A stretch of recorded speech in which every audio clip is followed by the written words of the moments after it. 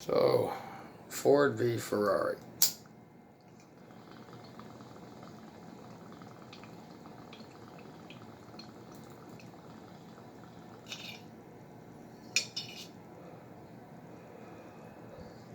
I actually saw this movie like 2 or 3 weeks ago, but fuck it, might as well talk about it now. I actually notes for this one this time.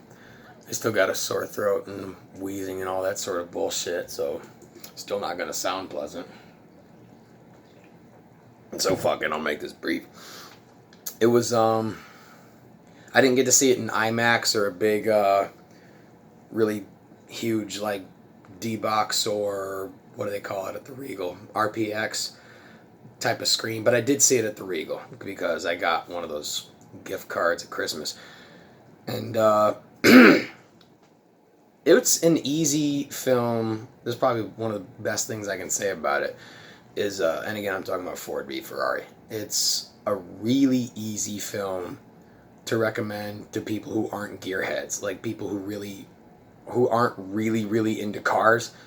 You know, like the last movie I could think of that was like that I don't think really made as much buzz as a lot of people thought it was going to, even though it got good reviews, and I thought it was a good movie, was, what was that movie that Ron Howard directed? Rush, the one with Chris Hemsworth and Daniel Bruhl in it, which, this is just as good of a movie as that, if not slightly better.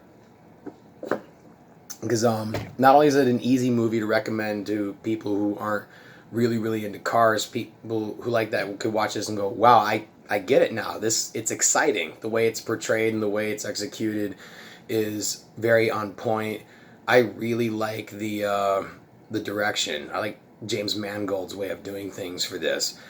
He's the guy that did Walk the Line, the Johnny Cash movie. He did last one he did was Logan, the last Wolverine flick.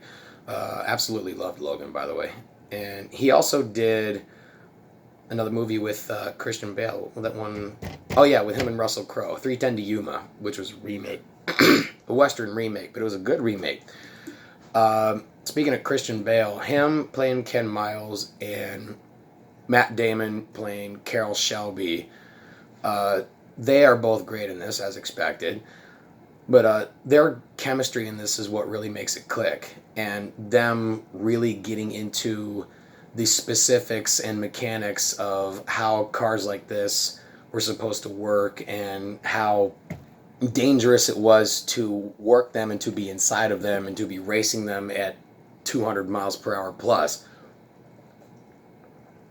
The way this movie begins, though, another one of the best things I can say about it is that for a 2.5 hour movie, and it is 2.5 hours, which surprised me because it flies by, you know, pun intended. It's a 2.5 hour movie that's got some really tight editing, some really slick and really solid, confident, tight storytelling. I love the dialogue. I forget who the writers' names were, but it was really good with the way it was written.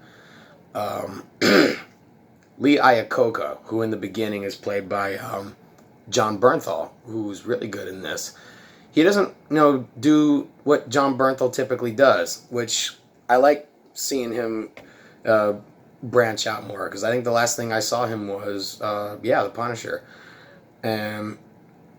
Him and Tracy Letts. Tracy Letts is one of the really good parts of the first half and the rest of this movie, too. He was really an unexpected, again, a driving pun, even though you'll see him all over reviews or whatever the fuck. The driving force of the first part of the movie. Because there's a lot of not just really good car info and all that sort of cool shit, but there's a lot of really well-placed humor. There's the scene where they first go to Ferrari and say, oh, they're running out of money, Ford can buy them. So they go down there and Ferrari does everything but spit on their shoes when they walk in there. He says, your factories suck, your cars are fucking awful, we're better than you, we've always been better than you. And he insults Henry Ford II personally, saying, your factories are shit, your cars ain't shit, your employees ain't shit, your executive ain't shit, and you're not Henry Ford, you're Henry Ford Jr., motherfucker. They just, I spit on your company name, I hate you.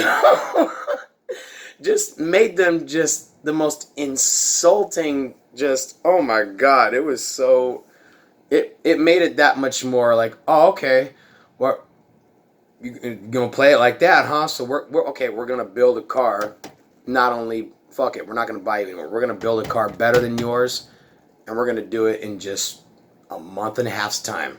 And everyone's laughing their asses off. And they said, that's even in the trailer when Carroll Shelby tells him how long you want to build this car. He said 90 days. He laughs in his face, as rightfully he would. This is what, the 60s, when racing cars was Ferrari's thing. That's what they did. They just championed a lot of those. And, or at least I'm not really well versed in racing history. Somebody let me know exactly how many big races Ferrari won as compared to others. But at least to this day, I know that as far as car companies are concerned, most people think of Ferrari as the more high-end ones than Ford. Like, Ford is like the family reliable sort of car, but nobody says, well, I wish I could become a millionaire so I could afford a Ford. Everyone says, man, I gotta get that new Rari Enzo. That shit looks badass. Or, yeah, the newest Ferrari always looks like a really tricked out, cool sports car.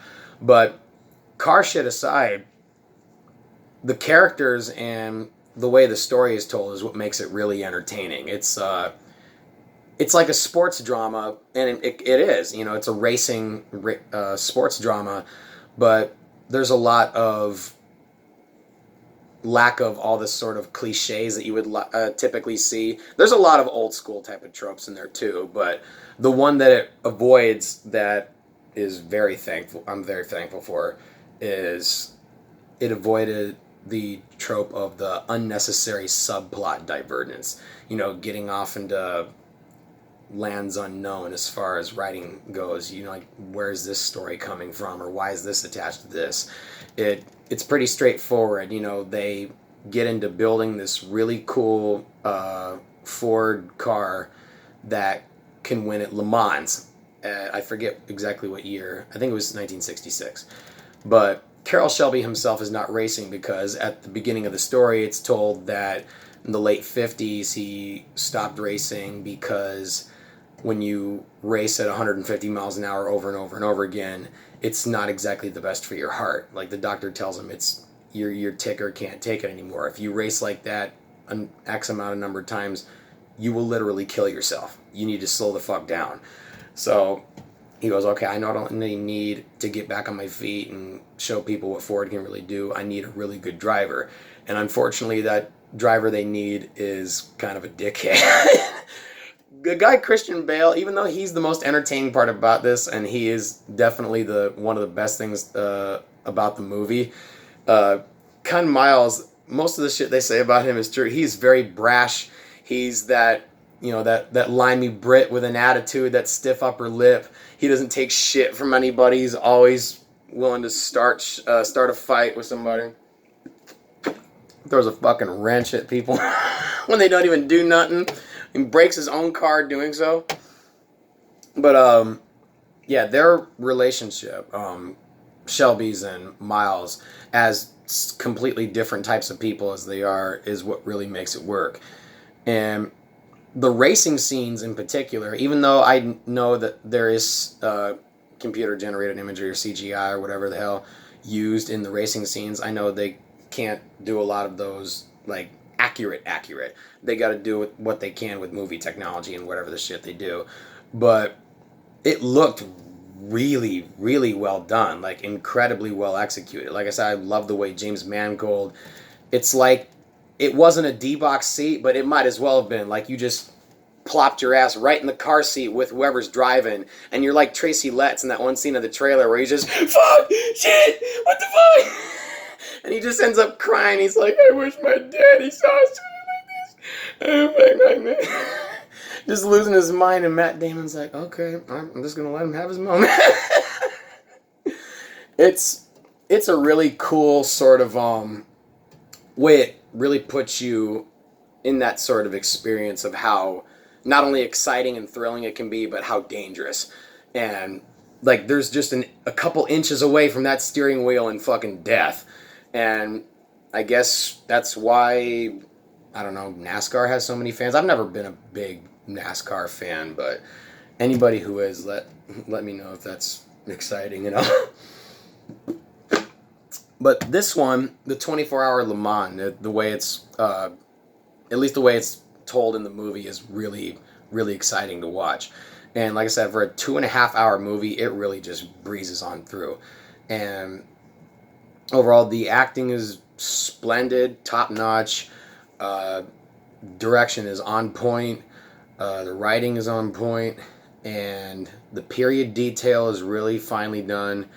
And although it does have some, old school sort of tropes here and there, and it does have to adhere to maybe not going as in depth to the characters' lives as biopics would or could have, but it did what a really good, crowd pleasing, sports dramatic biographical whatever what the fuck am I trying to say, a good biographical piece is supposed to do, is be really not just informative but really entertaining as well. So out of 5 stars, let's see, yeah, it's a solid 4.5. Not 5 totally. It's not a perfect film, but it's a really, really solid, very, very entertaining movie with some great acting, some incredibly well done action, and just an easy movie to recommend for people who, want to watch a car movie that doesn't involve it turning into a robot, or Vin Diesel driving the shit out of it, or The Rock or Jason Statham or whatever that last movie was. It Hobbs and Shaw. I actually kind of liked Hobbs and Shaw. It was dumb, but I liked it. Fast and that's the perfect way to describe those series of movies. Is they're dumb, but they're fucking fun. So yeah, 4.5 out of 5 for V Ferrari. It's, yeah, I would highly recommend it for if you have an IMAX screen nearby, or one that's got one of those really nice big screens, like D-Box. Last movie I saw in D-Box was, where you sit in the seat and it actually shakes you to the rhythm of the action of the movie. Was it 2 or 3 years ago? It was Kong Skull Island. That was the movie I saw D-Box in, was Kong Skull Island. So every time King Kong's smacking monsters upside the head with a giant tree or something, your fucking chair would just shake back, or it'd be kind of trippy. It was like, oh, this is kind of fun.